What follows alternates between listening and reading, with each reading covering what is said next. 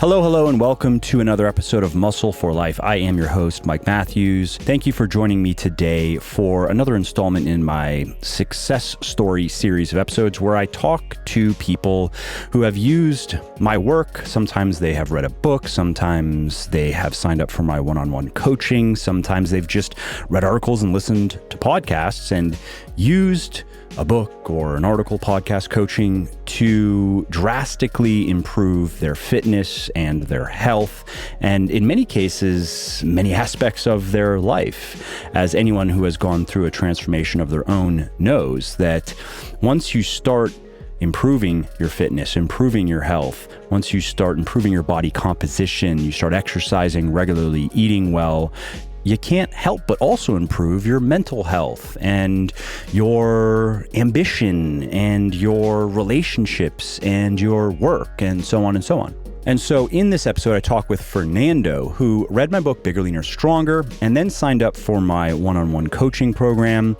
And he lost over 55 pounds and he fixed his relationship with food, which is a huge achievement for not just improving your body composition and improving your health, but maintaining it. Because of course, the goal is not to just achieve a certain body composition or a certain level of health. It is then to maintain that or something like that indefinitely. And developing a healthy relationship with food is really an underrated form of self-mastery, I think, but maybe that's fodder for another episode. And anyway, coming back to Fernando, he made a lot of very obvious improvements to his physique, but he also was then able to enjoy playing with his kids more. He took up mountain biking, something that he always wanted to do or wanted to do for some time, but just wasn't fit enough to do it. So he started doing that, and he has avoided injury. He has taken some falls in his mountain biking that he did not get hurt because of his fitness, because he's strong. If he did not do his strength training, he is certain that he would have had some pretty bad injuries, and the strength training has prevented that. And he has also, again, found a way to eat the foods that he likes on a schedule that he likes that allows him to maintain the body composition and the health that he likes.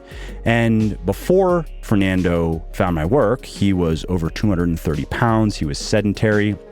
He couldn't even play with his kids. And so it's a pretty cool story.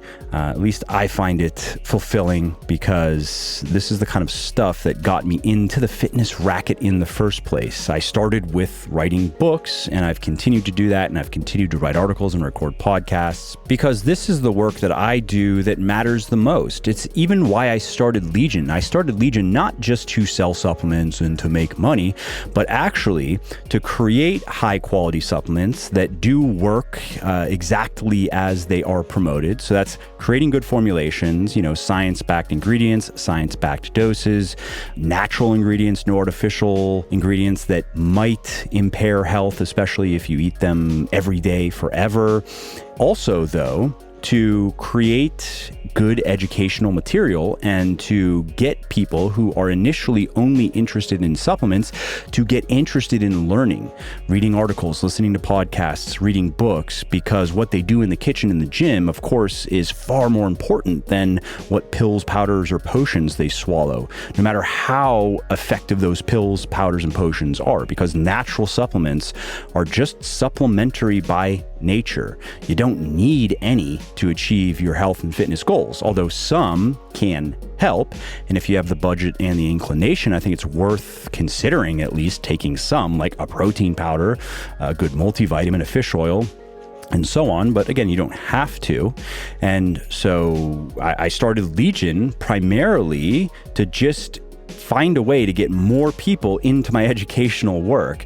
Some people are out there looking for books and articles and podcasts. Okay, I have stuff that they can find and they can read my books and articles and listen to my podcasts. But there are many people out there who are not looking for educational material. They're just looking for quick fixes sometimes. They're just looking for a supplement, something they can take that they hope will help them lose fat faster. For example, okay, I have a couple of products that can help you lose fat at least a little bit faster.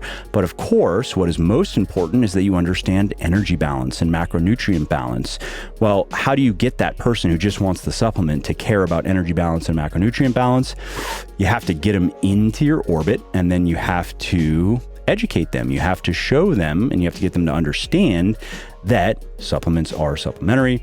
And so anyway, I'm kind of just rambling here, but I like these episodes. I like hearing the impact that my work is having, and I like sharing them with you, the listener, because I hear from many people who find they get inspiration from these episodes because they often see a little bit of themselves, in this case, Fernando, and they think, hey, Fernando sounds kind of like me. I'm out of shape, and I resonate with this guy. He seems to think like me, and if he can do it, why can't I do it? So anyway, I hope you like this episode, and thanks again for listening.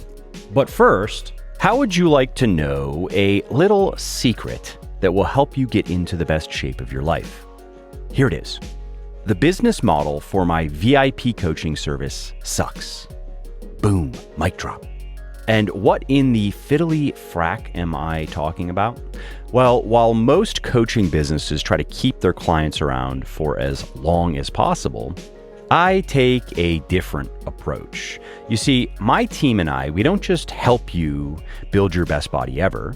I mean, we do that. We figure out your calories and macros, and we create custom diet and training plans based on your goals and your circumstances, and we make adjustments depending on how your body responds, and we help you ingrain the right eating and exercise habits so you can develop a healthy and a sustainable relationship with food and training and more. But then there's the kicker, because once you are thrilled with your results, we ask you to fire us. Seriously, you've heard the phrase, give a man a fish and you feed him for a day, teach him to fish and you feed him for a lifetime. Well, that summarizes how my one-on-one coaching service works. And that's why it doesn't make nearly as much coin as it could. But I'm okay with that, because my mission is not to just help you gain muscle and lose fat. It's to give you the tools and to give you the know-how that you need to forge ahead in your fitness without me. So dig this. When you sign up for my coaching, we don't just take you by the hand and walk you through the entire process of building a body you can be proud of. We also teach you the all-important whys behind the hows, the key principles, and the key techniques you need to understand to become your own coach. And the best part, it only takes 90 days. So instead of going it alone this year, why not try something different? Head over to muscleforlife.show/VIP. That is muscleforlife.show/VIP, and schedule your free consultation call now. And let's see if my one-on-one coaching service is right for you. Hello, Fernando. Nice to meet you. Great to be here. Thank you for having me. Yeah, absolutely. Thank you for taking the time to come and share your story. A good follow-up. Enrique, your buddy, is the last one of these episodes that I recorded. So here we are, small world. Yeah, it's awesome. Enrique is an amazing friend of mine. I'm grateful to him for having introduced me to your book and to your stuff. And he's been a great partner in this journey. We live in different countries, so we kind of had our own journeys, different stories, but in the end, your book and your method really is at the bottom of it. So grateful to you and to him. Yeah, absolutely. And for people listening who like me and my work, sometimes people will ask, hey, what can I do is there anything I can do to thank you or, support you? And just this word of mouth, that's what I always say, like, that helps the most. Just telling somebody about how my work has helped, or if somebody, with fitness, a lot of times people in our orbits, they see the changes happening and they want to know, what are you doing? And it's also easy to say, I'm basically just doing this. If you just read this book, like, this will give you everything that you need. So I appreciate any and all word of mouth. It really is the most valuable type of promotion that any sort of product and service can get. Yeah, of course, and I recommended your stuff to a lot of people. Some people have taken it to heart and have it be helpful as it was to me, and others no. So I think at the bottom of it, it's kind of like where you are mentally and your attitude and your motivation, your kind of willingness to make changes in your life, and different people are in different stages in their life. So to me, this really came at the right time and the right advice, and it was just transformational. So Yeah, and that's a great point on the timing. It can be discouraging to try to help people and then see them just ignore your advice and then fall flat on their face and then change nothing. It can be hard to understand, especially if you've already done what they say they want to do or are trying to do, and yet they won't just follow your instructions. So I get it. I get the frustration. But to just your comment, a lot of the times it is just timing. They're just not ready for what you have to offer. They're not ready for your advice yet. And so it can, especially if this is somebody who's close to you, it can be hard to stay patient when, again, the problem seems so simple to you because you've already solved it. You're like, why don't you just press this button and then press this button and then this one, and the problem goes away? I don't get it. Do you want the problem or do you not want the problem? And I've seen this now, I've been doing this for 10 years now. 10 years ago is when I wrote the first edition of Bigger, Leaner, Stronger. And, my email inbox is over, I think, 200,000 emails sent and received. And I guess some of that's probably spam, but a lot of those are actual conversations. And so I've seen, though, with people, if they even stayed kind of loosely connected, or if at least they got some good advice, maybe they didn't really follow it, then there's a time, and sometimes it is because something bad happens in their life, but there's a point where then they really decide it's just not acceptable to have this problem anymore. Or it's not acceptable to not achieve this goal anymore. And then maybe it was like 2 years ago, somebody recommended one of my books or something. And then they decide, I remember Fernando, he did really well. And he said I should read this book. I never really did, or I did, and I didn't, really do anything with it. Now I'm going to take it seriously. And so that stuff happens, even though we might not be aware of it. So, that's something at least that I remind myself. yeah, for sure, for sure. For me, that moment was, when I had my kids. I have three kids now. My daughter is 9, and my twin boys are 8. And when they were about 2 years old, 3 years old, I had gotten to the point where I was really fat. I was about 240 pounds, probably upwards of 30% body fat. By the end, my best numbers, I was able to get down to 170 at around 9-10% body fat. So when I wasn't really able to keep up with my kids and play with my kids, and then I knew there was an issue because in my family, a lot of my family members battle with being overweight and with, a really toxic relationship with food. I realized that there was that I needed to make a change. And I was, back in my college days, I was an athlete. I played college sports. I played high school sports competitively. I was a squash player. I knew that eventually I had to get my act together. And so I really had to hit bottom. Certain catalysts, obviously, with the kids, pictures that I saw of myself, you know. But, I also have to mention, my cousin, who went through a similar transformation. He first started talking to me about, this was before I read your book. So when I read your book, it really made a click. Started talking to me about macros and energy balance, the virtue also of strength training and building muscle, the whole idea of body recomp rather than just fat loss, right?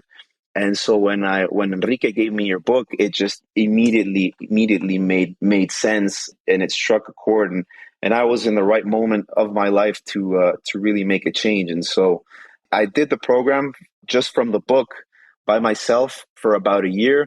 I didn't really keep track of numbers, but visually I had a lot of progress.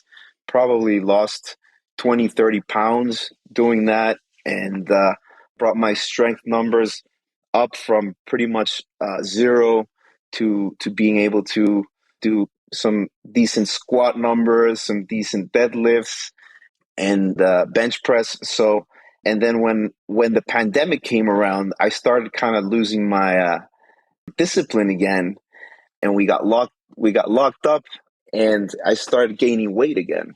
And that's when I decided, after 2 months of going in the wrong direction, I said, this is the right moment to pull the trigger on the coaching program. And so I signed up. I went online and I bought my first piece of home gym equipment, which was pretty much a bench and one of these department store benches with a small barbell and up to, I still have it, about 105 pounds of plates. And that's what I started with, and that was enough to get me to a place. And then eventually I started buying more. I got a real barbell. I got a better squat rack with some bigger plates and some dumbbells, and that's pretty much my go-to setup that I still do. And for me, one of my main goals was to get back in shape so that I could go back to enjoying playing sports. And I knew that lifting weights and strength training was not my end game. It was getting in shape so that I could enjoy just obviously the health benefits and being healthier and looking better, but also getting back onto squash specifically. And so I started enjoying that again. And I wouldn't do the high intensity part of the program. I would play squash instead, and that really helped me sort of catalyze the weight loss and the fat loss. And fast forward to today, interestingly enough, I went on a vacation maybe a year and a half ago to Colorado, and I picked up a mountain bike, and I fell in love with mountain biking. And now everything that I did with Legion and these last 3 4 years just gave me an amazing base, and I'm really really enjoying mountain biking. And my training has kind of shifted towards a more cycling focused training, but I wouldn't be enjoying it as much as I am now if I didn't have the base and the fitness that I gained through your program. And the understanding of how these things work too, how body composition works and how muscle growth works and how strength gain works. And it's fun to hear people that started with just pure strength training and then were able to kind of parlay that into other activities that are more fun. And I understand, like even myself, strength training is something that, I enjoy training, but I don't enjoy it as much as some of the people in the gym. I wish, like, they love it. Yeah. It is every workout. I see them there, I have 4 days a week. I see them there all the time, and they are really, for the most part, having fun in their training. And for me, I don't get the same level of enjoyment out of strength training. It's something that I will always do for my own personal health and well-being, and it's also part of my job. But I understand, let's say it weren't part of my job, and I could definitely, although I suppose actually, if I think about it, if there was another activity, say it was mountain biking, something physical that I wanted to get into that is going to put a lot of demand on my body, I would have no problem bringing my strength training down to 1 or 2 workouts per week. And for people listening, you should know that you can maintain all of your muscle and a lot of your strength, certainly with 2 workouts per week. It could be 2 full body workouts. It could be an upper, lower, probably be one of those. Doesn't really matter, I guess, just be personal preference.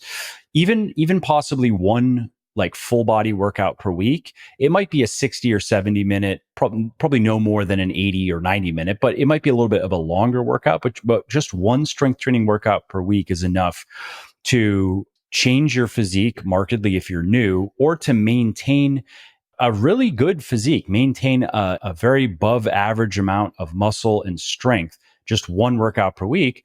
And now you have a lot more time and, you could say, like, recovery capacity to give to squash or to give to mountain biking. And then maybe there's a point in the future where you're like, maybe you're not mountain biking as much anymore for whatever reason. And then you're like, all right, I want to go from my 1 or 2 strength training workouts. I want to go back up to 4 or 5 just cause, or 3 or whatever. And, so I think that that personal process of learning for you what is the optimal approach is important, and don't get sucked into just what you see on Instagram, people training 7 days per week and 2-hour workouts, and thinking that if you're not doing that, you're not really trying, or you're barely trying if you're not training 6 days per week. That mentality is ridiculous. So that's kind of where I'm at right now. What you said, I'm doing two. I try to get in two good weight workouts, and then I'm doing three, four, sometimes even five, rides or cycling workouts in the week. Because with a couple of friends, we sign up to these like marathon. We just did one in Guatemala. That's a 3-day stage race. Like these challenges that I never, visualized myself being able to do, like endurance challenges. And obviously changing kind of the priority of the fitness side of things. One of my priorities is I don't want to lose kind of the physique that I gained through the work that I did. You don't want to probably look like a cyclist, at least what most people when they think of cyclist. Yeah, that's exactly right. I don't want to look like a psych. I don't care, because I'm not doing this professionally. I do this for fun. So I don't want to look like a cyclist. I like how I looked before. So I'm doing those two workouts a week, and really I'm keeping my I've dropped a little bit in numbers.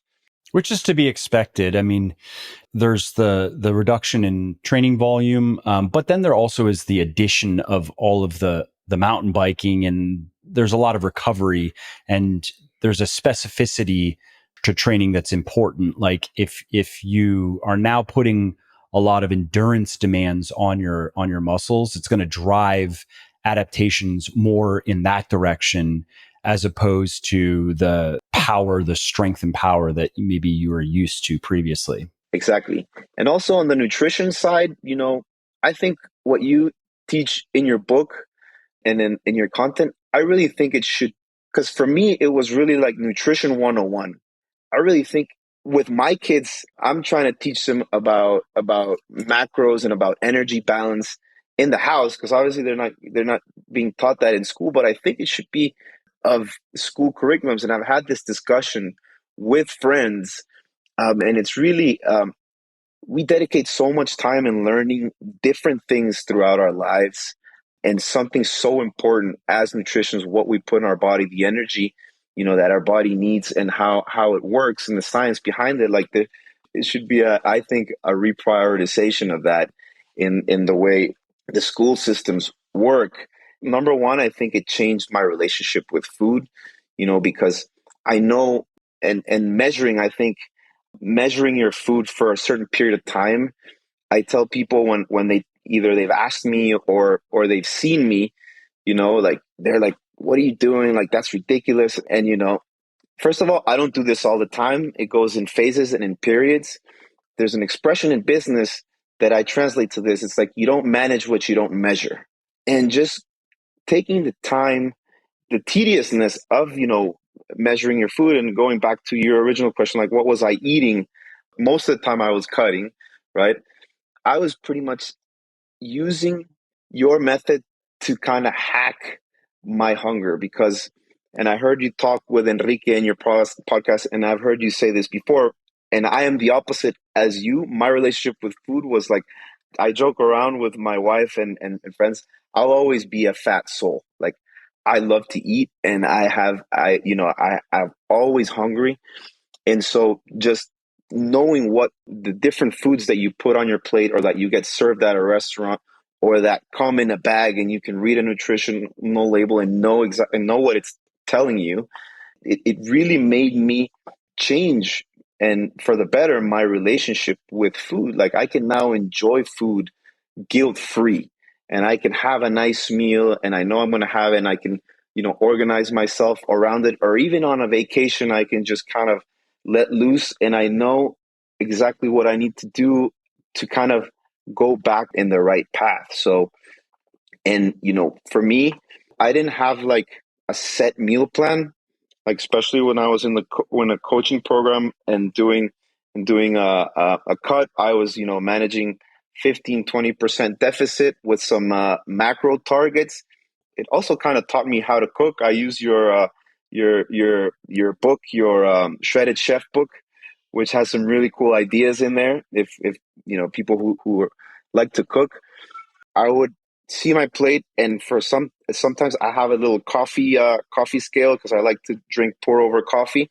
My method was I would sit at the lunch table or dinner table with my wife and my kids with my scale, and I would just take things and weigh it.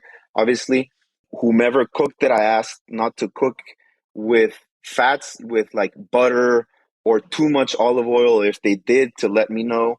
That's actually one of the most important things that I try to explain to people, and it's still mind-boggling to me, like how much misinformation there is around olive oil and fats in general.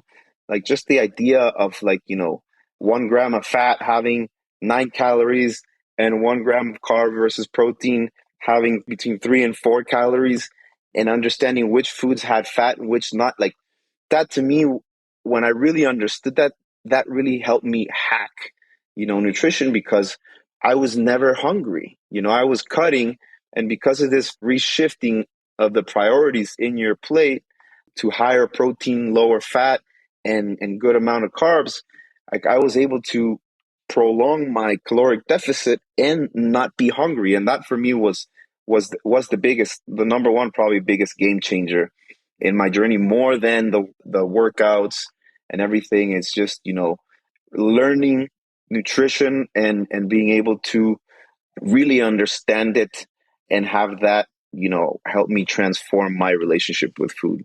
And some people might be surprised to hear that that because you're talking about weighing food, and there's some people will. I'm thinking of some interactions I've had on Twitter, right, where I've even made jokes like, okay, people will say if you're baking and you're weighing all the ingredients in the recipe, like, yeah, of course, that's smart baking. Otherwise, you don't get the result you want. But if you're cutting and you're weighing your foods to get the result you want, oh no, that's disordered eating. No, just because some people with eating disorders are very neurotic about their calories and weighing everything, and they have weird rituals that they go through every day, that doesn't mean that weighing your food equals eating disorder, or even that weighing your food is going to give you an eating disorder. Now, commenting on kids, it's not something I would recommend that you have your kids do. I even wrote a little essay on this recently. Like, research shows that that's not a good idea to encourage kids to get into weighing food for obvious reasons. Also, with kids, calories and macros, it's fine to understand these things, but it's better to just encourage kids to eat a lot of nutritious foods and to eat to the point of satisfaction. Because especially with teenagers, I'll get teenagers reaching out to me, usually girls, but sometimes guys who like teenage boys who want abs, and they think maybe they can look like a 20-year-old at 15. They don't realize that it doesn't work like that. But I don't recommend teenagers get into counting calories. And again, to your point, focus on creating a healthy relationship with food when you're young, and then hopefully you don't run into a lot of the problems that people run into. Yeah, and just to be clear, I don't encourage my kids to weigh their food. And I explain to them, this is a phase that I'm going through. I'm on this challenge because I did the 90 days. So I told them I'm on this 90-day challenge. And what I do teach them is, the composition of the nutrients. So I asked them, what are the 3 macronutrients in food? No, and to your point, that's just basic education stuff they should be learning in school, because as we know, I remember back when I first learned about energy balance, and I had a hard time believing it initially because I had read so many things in bodybuilding magazines and heard so many things about what drives fat loss, what does not drive fat loss, what you have to do to lose fat. And once I understood a true axiom here, we have energy balance, and then saw it actually in action. You remember, it's like an epiphany. You realize that, oh, it really actually is this simple. That's all there is to it. And the same thing with macronutrients. When you understand that, oh, okay, not all calories are equal. These calories from protein do different things in the body than carbs and fat. These principles form the bedrock of nutrition. And so when you don't understand that, or worse, is when you have been taught incorrect principles. And so now your assumptions about how your metabolism works and how body composition works are all wrong. It makes it very difficult, if not impossible, to achieve the results you want and maintain them. Because the goal is not just to reach a body composition one time, it's to reach it and then maintain your optimal, whatever that is, but maintain your desired body composition for the rest of your life, right? And that's exactly why, I'm so grateful for the work that you do, because it really teaches you to fish in a way. It makes it sustainable. Like, I know now that I can easily take a month off, even if I go on a long trip, and I know exactly what to do to get back on a healthy. Because the way I see it is just like, you want to be in a tendency, in an ascending tendency towards better habits, and you might have some bumps in the road, some ups and downs. That's what I'm after. And I think, what you sell on, like, people, and I stuck to the program longer than the 3 months, just because also, like Enrique, I like the accountability side of things with the coach, but it's not because I had to. And now I don't, now I'm not in the program, and I know exactly what to do to, if, like you said, if I stop cycling, if I want to, I just know how to build my plan, my plan around nutrition. And nutrition on cycling is completely different. And the basis you gave me, this is a parenthesis, is like really helped me understand why it's different. Also, it's, you're burning a lot more calories, and because your body's constantly on, and so my rate goes up substantially. But yeah, it's sustainable, and it gives you control over your lifestyle. Hey there, if you are hearing this, you are still listening, which is awesome. Thank you. And if you are enjoying this podcast, or if you just like my podcast in general and you are getting at least something out of it, would you mind sharing it with a friend or a loved one or a not so loved one even, who might want to learn something new? Word of mouth helps really bigly in growing the show, so if you think of someone who might like this episode or another one, please do tell them about it. You mentioned when you were cutting that you were able to work it out so you weren't hungry. I wanted to come back to that and get specifically what you were eating, when you were eating your larger meals versus smaller meals, just because honestly, that's probably like 80% of succeeding in cutting is just not being hungry. Because the more hunger somebody experiences, the less successful they are. Even people who are gritty and who are disciplined, hunger is a primal urge that we can only say no to so many times before we just have to start saying yes. And so I'm curious what you did. So for me, it was really easy to not have breakfast. I really enjoy my coffee in the morning, and I have a coffee routine where I make my pour over Salvadorian, some specialty Salvadorian beans. And it's not hard not to eat in the morning. I don't get hungry in the morning, so I can just kind of go all the way to lunch. So lunch is really my biggest meal of the day. So my 20% cut was at around 1900, 1800, 1900 calories approx. And so I would leave those for lunch and dinner. So my, call it 40, 50 grams of fat that were in that meal plan were like super sacred to me, because I know like fat is kind of what makes food so savory.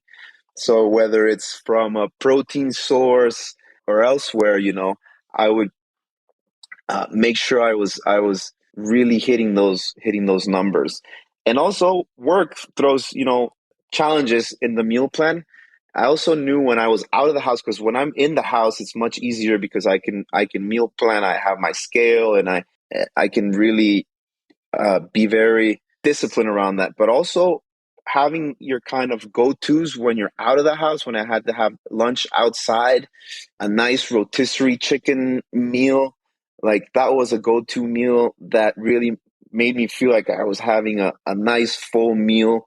I would, clock it in at, 900 calories, 1,000 calories with some side of veggies, like a half a chicken, right? Like a half a rotisserie chicken. So that's really full. And then like Subway, for example, I knew exactly what sub I could eat in the size. I could even eat the big one, right? As long as I constructed it properly.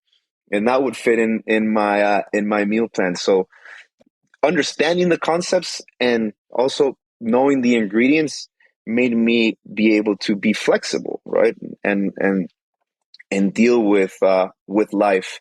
But yeah, in general, I skip breakfast, and just my entire budget would be lunch and dinner, and I would leave a little bit of a space for a snack, like a late night snack. I would budget my chocolate at night, right? Like a couple of bites out of a chocolate bar, right? Or a little ball of ice cream, just to kind of get that craving out. So that's really what I was doing.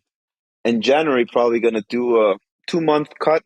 I want to get back down to 10%, get my power to weight ratio for cycling up. It's tough when you're cycling, because you don't want to, when you're on the bike, you don't want to be on a diet, because you also need to be fueled for the rides and for the training. So that's going to be an interesting challenge. Yeah. And then the wild fluctuations in energy expenditure make it a little bit trickier too, as you know, where you're burning thousands of calories on one day and then thousands of calories less the next day because you're not biking on that day. As you know, you just have to get a little bit more detailed with your meal plan. You have to know, okay, on your cycling days, where are you going to get those extra couple thousand calories? Because you don't want to end the day in a 2,000 calorie deficit. You're not going to be feeling good if you're doing that too often. Yeah, exactly. The timing of it is important. And also, considering when you do those 2 3 hour rides, I have to be taking in carbs while on the ride, right? Fueling those rides, because if not, you can just bonk and not have a good time. That'll be interesting. But yeah, I feel like all the work that I did with the coaches at Legion, and the knowledge that I gained through your books is really a fantastic base, obviously, for having a healthier lifestyle. But in my case, I view myself as an amateur athlete, so it also works for that. You'll have to play around with a couple of approaches and see what works best for you. But something that I know does work well for many people who are really into endurance training is on those really high calorie days. Those are usually around maintenance calories. Like they're not really actually even trying to be in a deficit on those days. And then on rest days is when they're in a deficit. And sometimes they'll even be a little bit aggressive on, so let's say they have like 2 rest days in a row. On one of those rest days, they might eat only 1,000 calories, just basically protein on that rest day. And then a smaller deficit maybe on the next rest day. You'd have to see how your body responds. But generally, I will say if you were to shoot for probably maintenance calories on your tough rides, especially if you're eating while you're on the bike, and then you save the deficit for lower energy expenditure days. And then you also can use a smaller deficit too. It requires a little bit more precision with your intake, but you're willing to weigh things and you know what that looks like. And so instead of trying to average a 20 or 25% deficit, you might find that a 10% deficit works better for you. And then when you're feeling really good, occasionally you throw in the large deficit day here and there just to get 3 days of fat loss in one day. You know what I mean? And what about cheat meals, or as I like to call them, treat meals? Was that a thing for you? That's a good point. That's a good point. Yeah, those were so important for me. That one meal a week with my coach, he would tell me, plan it, plan ahead, write it down and really think what you're going to have for that, and enjoy it. And that really worked for me. It would work for me. It would really kind of free me up on the weekends. On the weekends here, we usually head out to the beach or somewhere outside of the city. It was fun to have that cheat meal, and it was important because it would just be one day to really enjoy the foods that I like. So I would plan around it. I would either have some really good barbecue, or the burger and fries, or even the pizza nights, or whatever. So the cheat meal, the once a week cheat meal was important, but I also had to kind of not go overboard, because when you have a sustainable but relatively small deficit, there was a couple of weeks where my I wasn't hitting my numbers because I think I went overboard on the weekend, and maybe it wasn't just a cheat meal, but it was a cheat weekend. And so Yeah, if it's 2 or 3 days of a lot of food and then you add in alcohol, unfortunately, yeah, the alcohol is the killer. yeah, and not that as you know, I'm sure you've experienced, you can have alcohol and still lose weight and get healthy and stay healthy, but correct, yeah, and you just have to understand that mixing alcohol with a very high calorie, high fat meal, if you do that too often, what ends up happening is your body ends up storing there's maximum fat storage occurring basically. So like as an individual meal, that's about as fattening as you can get. High fat and alcohol. And as you had commented earlier, it's not just high fat meals. Who drinks olive oil or just eats avocados? No, no. It's always a lot of fat and a lot of carbs and very little protein. You have that combination, you add in alcohol. And again, it's okay if you understand that you just can't end the day in like a 3,000 calorie surplus with a bunch of alcohol on top of it. Or if you do that, it needs to be every once in a while. It can't be every Friday. Yeah, for sure, for sure. And honestly, Mike, I did that a couple of times, and I found myself trying to catch up, but it would just kind of derail the program. But in the end, like, it wasn't even that big of a deal, because in that moment, because you're kind of trying to hit targets and be disciplined, it's like, but in the long run, like, the tendency was just, again, in the right direction. So No, you don't have to be even close to perfect with any of this stuff. You just have to be good enough most of the time. exactly. Looking back on your transformation, does anything stand out as like particularly surprising to you? Not to be redundant with Enrique, but just like, when you get the hang of it, just how easy it is. And obviously it requires some discipline, and what we discussed in the beginning, like, just the willingness to change, and to be ready mentally. But once you're over that, like, and sort of the cloud of all the noise around health and weight loss, kind of, you lift it up through all this knowledge. It's really simple.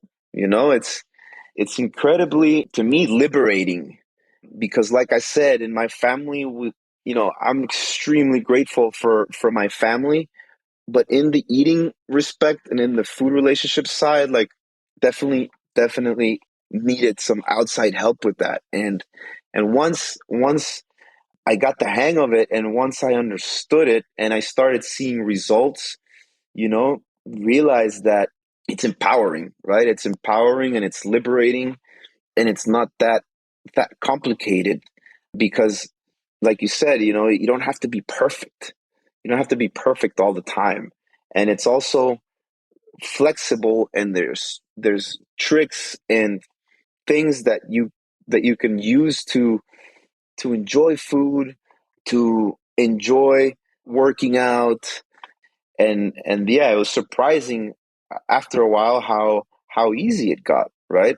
That's fantastic, because at any time in your life, you can just be sort of in control of your health, things you can control in your health, right? There's obviously a lot of things that we can't control in our health, genetic things, environmental things, and pandemics or whatever. But the things that you can control, it's really liberating, and it's not that complicated if you dedicate some time, effort, and discipline to understanding these things that are part of our humanity. Yeah, yeah, so true. And there are also a permanent improvements too that we're making to our body, like strength training. It likely produces permanent enhancements, just even at a muscular level. And there's probably a lot that scientists don't understand about what else might be either improved for a long period of time or again permanently. Like, so for example, muscle memory, people have heard of that. That's the thing. If you've built muscle at one point and then you stop training, you're completely detrained, you have lost everything that you gained, you're going to regain that muscle a lot faster it took to gain it the first time around. And again, scientists think that is probably because there are permanent changes that are occurring at a cellular level. And so even if you fall out of it, let's just say with a physique, right? Even if you fall out of it and you lose it completely, you can get it back a lot faster. You not only have the knowledge, and you already have the confidence. You already did it once. You know exactly what it takes, and then you also now have a physiological advantage. And the same thing goes with dieting and fat loss. The fact that you know how it works and you've already done it, it just makes that once you decide to do it again in your mind, it's almost a fate. It's almost done. Like, because yep, I'm committing to this. I already know how this works.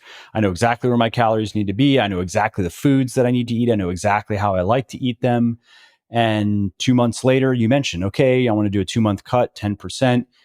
In your mind, there's nothing intimidating about that. You're just like, yeah, I think I'm going to do that. This is why. Okay, this is how I'll do it. And now it's just a matter of going through the motions until you're there. That's powerful. Yeah, 100%. And to add to that, another benefit for me, and this is purely anecdotal, and I'm sure there's science around this, but for me, being an amateur athlete and with squash and with cycling, having muscle, just from an injury prevention standpoint, I feel that my body is a lot more durable. I've taken falls, and I've had situations. If it were my old me on the bike or on the court, like I would have gotten totally injured. I would have gotten, a dislocation, or it really just strengthens your skeleton, right?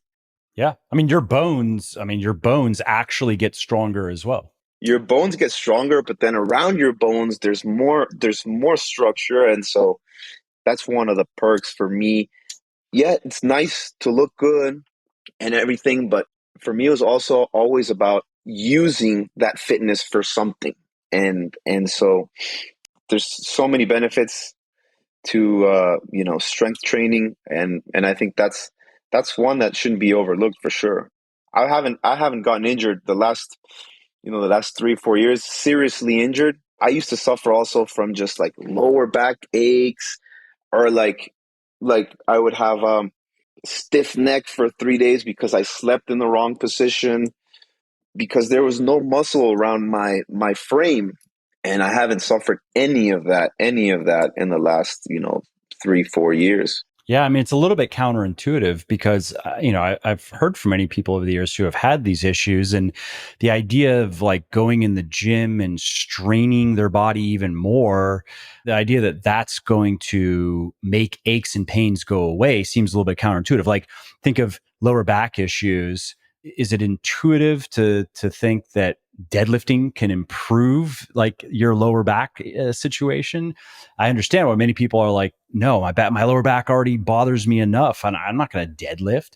But we know that that is an example of an exercise that is great for not just strengthening, well, really your entire body, but also for helping resolve back issues, particularly lower back issues.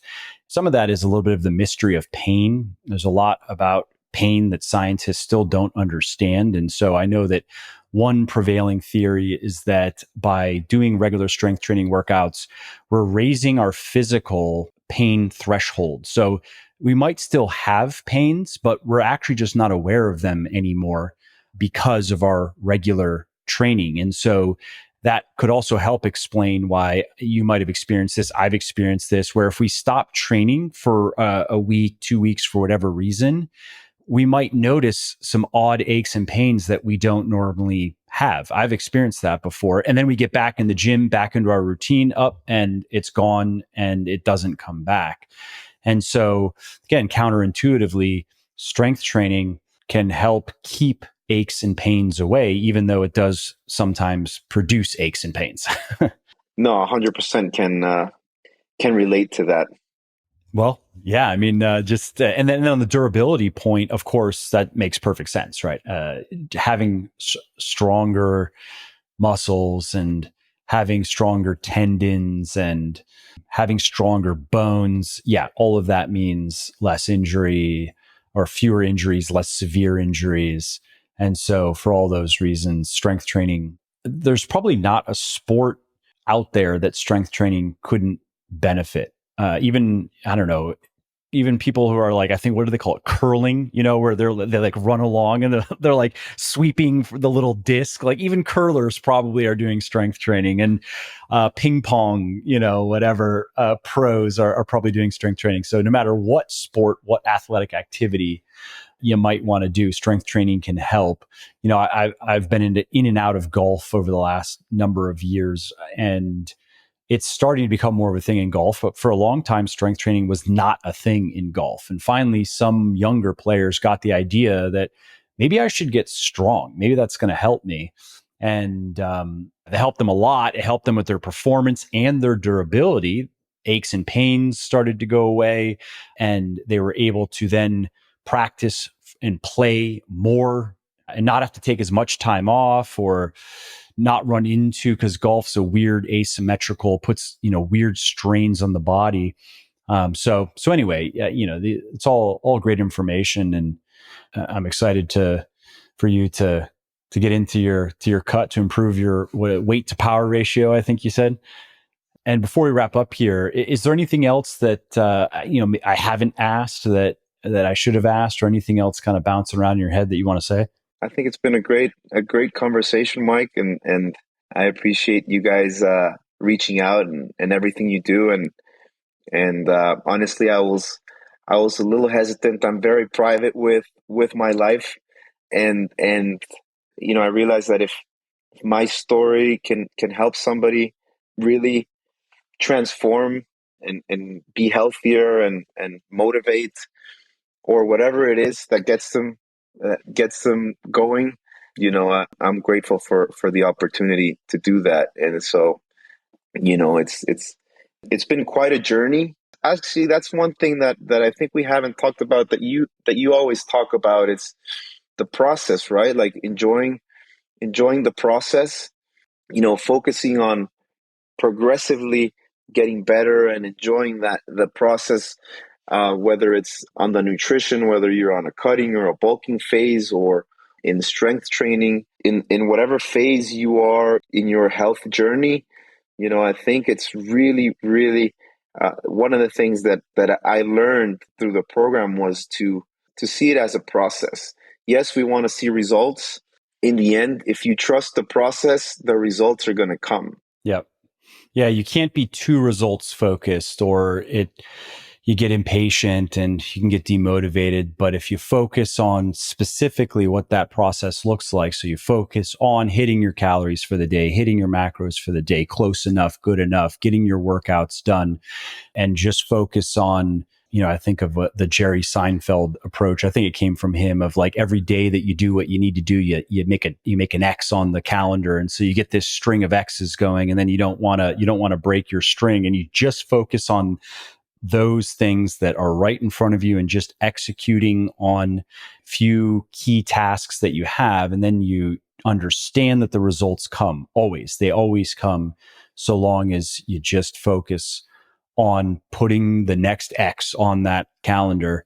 That's of course a lesson that applies to any activity that takes time and takes effort, and that requires just that consistency, right? Being great at being consistent. I mean, I think that's what a lot of people who are great at things, consistently great. Nobody's consistently great by their standards. Like people who are really good at things, we might look, even think of like athletes. We might look at a professional athlete. We might watch them every day practicing and playing, and we think, oh, wow, that's nonstop greatness. No, it's not actually. Not at their level. And they could explain to you, if they had footage, they'd be like, all right, this day was garbage. I was so bad on this day. Let me show you. Now, you might not know it until they show you, and you're like, I don't know, it still looks pretty good to me. But objectively speaking, at their level, it's not consistent greatness. It's just great at being consistent. They show up, they do what they need to do, and they understand that some days are better than others. But so long as they are following a plan that is well designed and that is based on workable principles, eventually they will get to where they want to be. And so, fitness is it's a good exercise in that. It's a good lesson to experience, because it's something you can take to other areas of your life. Oh, 100%. 100%. I love what you just said. I wrote it down. And I like that. Great at being consistent. Who did I steal that from? That might have been from Peak Performance, a good book by Magnus and Stolberg.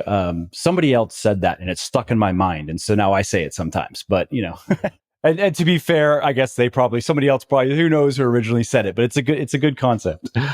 It's a great concept. It's a great concept. But hey, this was a great conversation, great story. Again, I really appreciate you taking the time. And, I always hear from people who listen to these episodes and get that inspiration to start or to restart. I was one of them. I listen. I listened to a lot of your podcasts. I hadn't listened to it for a while, to be honest, because I went on this cycling tangent. But I've listened to so many of your, probably 2018, 19, that phase. And yeah, so I'm super happy that we got to do this, and grateful for everything you do. Keep doing what you're doing, Mike. And thank you so much for having me. Yeah, thank you. Lots more to come from my end. Well, I hope you liked this episode. I hope you found it helpful. And if you did, subscribe to the show, because it makes sure that you don't miss new episodes. And it also helps me because it increases the rankings of the show a little bit, which of course then makes it a little bit more easily found by other people who may like it just as much as you.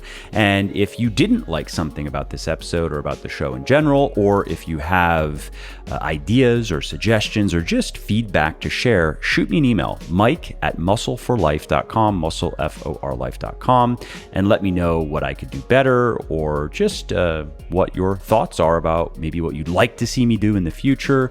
I read everything myself. I'm always looking for new ideas and constructive feedback. So thanks again for listening to this episode, and I hope to hear from you soon.